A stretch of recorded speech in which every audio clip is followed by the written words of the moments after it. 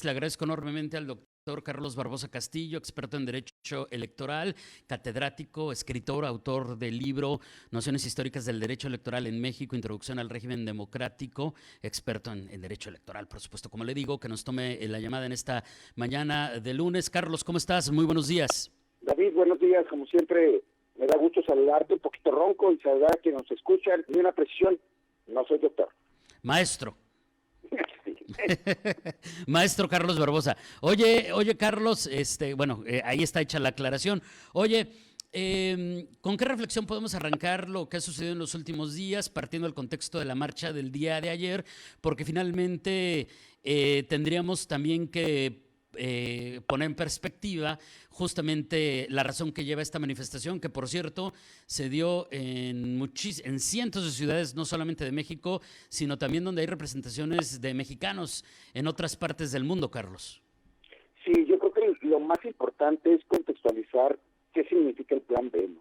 Y el Plan B, en términos reales, como afrenta a la democracia, digamos que atenta contra la certeza de las elecciones, al no saber el día de la jornada electoral al término, quién es la persona que puede estar considerada como triunfadora en esos comicios, ¿no?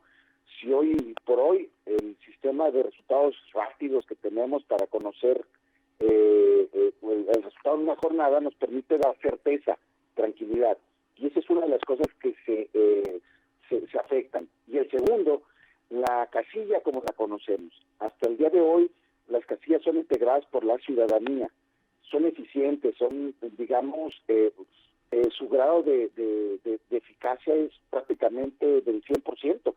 Y en ese sentido, al reducirse los tiempos y los mecanismos para su integración, podemos estar ante la posibilidad de que la mesa directiva de casilla no sea integrada como ha sido históricamente integrada por ciudadanos y ciudadanas distinguidos y que tienen como único compromiso la democracia. Pudiera estar integrada por personas que tienen como compromiso pues quedar bien con su partido o con el gobierno, como en alguna etapa lo tuvo David. Y en ese sentido me parece que es un contexto importante puntualizarlo y constantemente repetirlo. Y en la actualidad saber que el proceso legislativo pues ya concluyó y que el Diario Oficial de la Federación en su edición matutina no ha publicado las reformas. ¿Qué significa esto? Que podría estar publicado el día de hoy en la edición vespertina, dado que el proceso legislativo ha concluido. Y a partir de ahí, pues habrá seguramente muchos medios de impugnación constitucional. Hasta el día de hoy van 12. Hay 12 medios de impugnación que está ya en la Suprema Corte de Justicia, y con los que caigan a partir del día de hoy, pues imagínate, la Suprema Corte estará bajo tensión. Y justamente era uno de los reclamos de las manifestaciones del día de ayer, ¿no, Carlos? El exigirle a la Corte que haga lo correcto. ¿Qué sería lo preciso? Pues también para ello te diría, necesitamos entender por qué muchas personas consideran que viola principios constitucionales.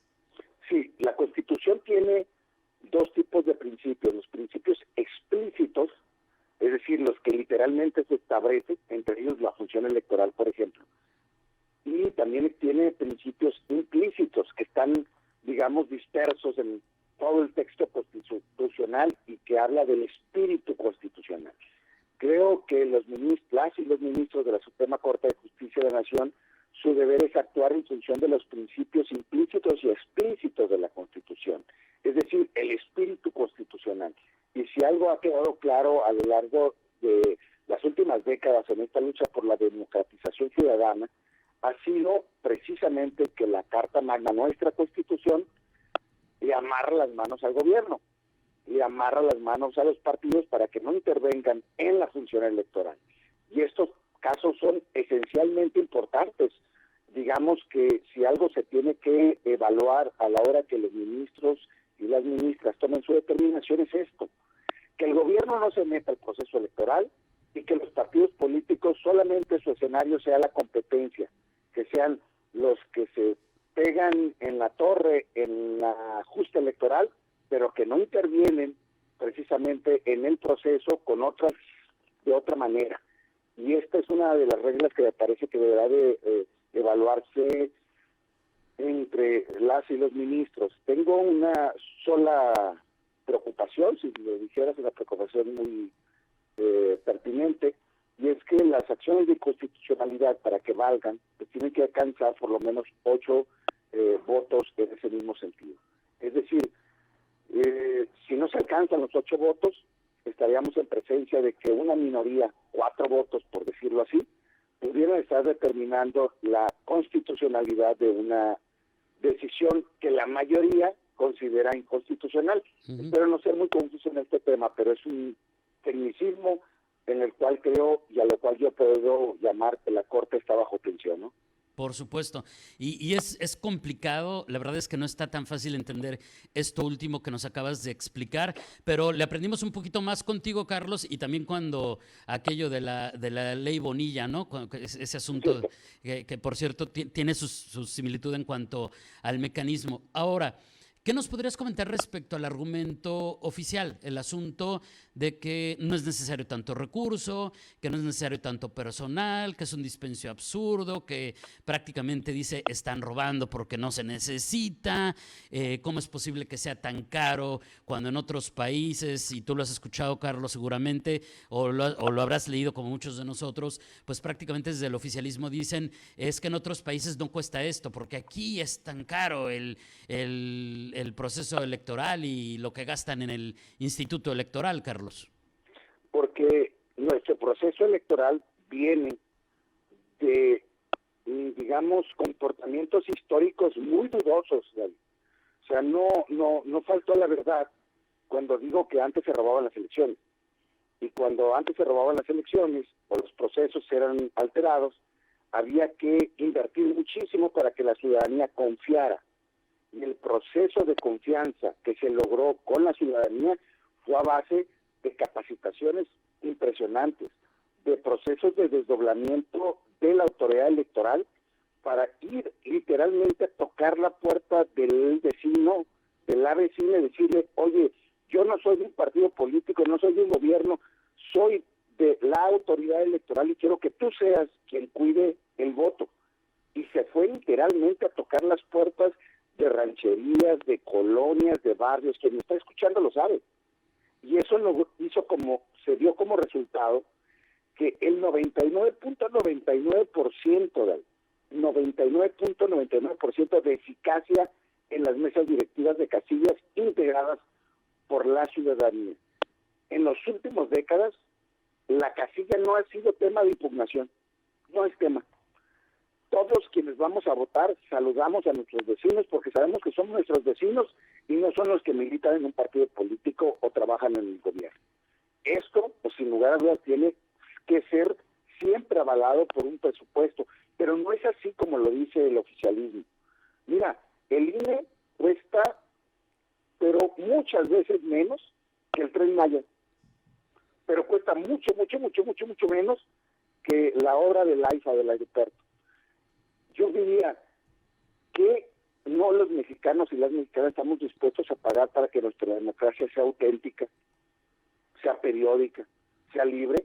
Yo en lo personal creo que cuando el oficialismo se expresa en ese sentido, lo que está expresando es su temor porque esta andanada por lograr un objetivo perverso, pues se ha frenado por la expresión ciudadana que sale a las calles, que grita, que expresa, que con independencia de colores, credos, identidades, participa y dice, oye, yo quiero mi democracia como la conozco, como la luché las últimas 3 décadas, ¿no?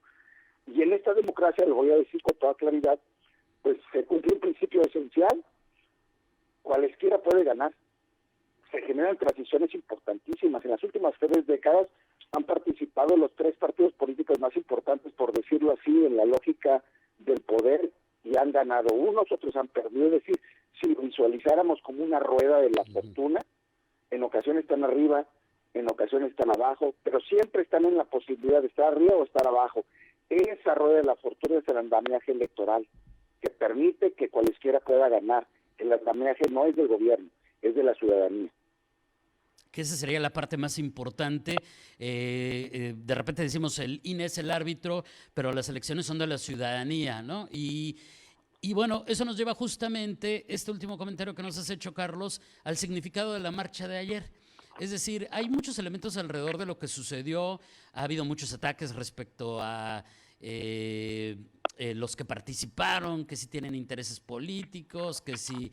Ya ves que llegaron a decir que hasta, no, es que es para apoyar a García Luna, que ya vemos que es un delincuente y que es, no sé qué tiene que ver, pero hasta eso dijeron, que tiene que ver con el narcotráfico. Pero bueno, ¿qué significa la marcha de ayer? Es lo que te quiero preguntar, Carlos. Y aquí habría varios temas que, perdón por interrumpirte, porque también se han ido mucho por el asunto de la cantidad y cuántos fueron y demás. ¿Qué es lo importante de la marcha de ayer? Mira, la primera, que me parece muy pertinente expresarla ante tu gran audiencia, que diga misa, el oficialismo que diga misa, siempre cuando argumenten algo, señalemos con esta verdad. Lo dices desde tu privilegio del oficialismo, de la comodidad de la oficina de gobierno o del cheque que te paga en alguna de las instancias del poder. Es decir, que digan misa, porque si algo está validado, si algo está legitimado, es que quienes salimos a caminar el día de ayer o quienes expresamos nuestra opinión en estos temas es porque creemos en elecciones libres, auténticas y democráticas. Punto. Elecciones libres, auténticas y democráticas. Y en eso caben todas las personas. ¿Sabes solamente quiénes no caben? Quienes no creen en las elecciones libres, auténticas y democráticas. Entonces, la verdad, pues que digan misa. Y la segunda, cuando pretenden minimizar un movimiento en la lucha por elecciones libres, auténticas y periódicas, cuando lo que pretenden minimizar diciendo que son pocas las personas que caminan, aquí me va a llover sobre mojado, como se dice, pero lo voy a decir con toda la transparencia. Mira, hace más de 2000 años, 12 personas marcharon marcharon en una región y cambiaron el mundo. Es decir, no se necesita cantidades, se necesita convicción. Y en la convicción por una democracia auténtica, libre, y que mi voto se exprese en esa misma condición, yo creo que los números no son importantes, son importantes la fuerza de las convicciones. Aunque ayer los números fueron impresionantes por mucho que se quieran minimizar, pero qué bueno que se da esta reflexión respecto a cómo se han dado los procesos. Incluso actualmente está sobre la mesa una película multipremiada respecto a cómo la decisión de 4, 5 mujeres representó el futuro. Digo, me estoy saliendo un poco aparentemente del tema, pero no, Carlos. La decisión de 4 o 5 mujeres, algunas de ellas de rancherías en la Unión Americana, fueron las que lograron que en un futuro pudieran las mujeres votar en los Estados Unidos. Entonces, creo que esto lo podemos ver en muchos ejemplos. Oye, Carlos, se nos acaba el tiempo. Dejamos para otra ocasión el otro tema que te quería preguntar sobre esta decisión del Tribunal Electoral del Poder Judicial de la Federación de que la quinteta para designar a la nueva presidencia del INE tenga que estar conformada solo por mujeres para garantizar la alternancia de género. Lo dejamos para otra ocasión, pero sí te pediría, antes de despedirnos, una reflexión final. A manera de conclusión, en este tema que hoy tratamos, luego de esta marcha, ¿qué le podemos decir a quienes nos ven y nos escuchan? Que no bajemos la guardia, que estamos en una lucha por la democracia y la lucha por la democracia, por la elección libre y auténtica es importantísima. No claudiquemos y ante los adjetivos que se nos van a inferir, ante los señalamientos que se nos van a hacer, siempre recordemos, parten desde el oficialismo, desde el gobierno y desde aquellos que no quieren elecciones libres, auténticas y periódicas. Y en ese sentido me parece clave que nosotros tengamos la fortaleza de nuestras convicciones. Carlos, te agradezco enormemente, te mando un abrazo y que tengas una excelente semana. Muy buenos días. Igual, David, un saludo, hasta luego.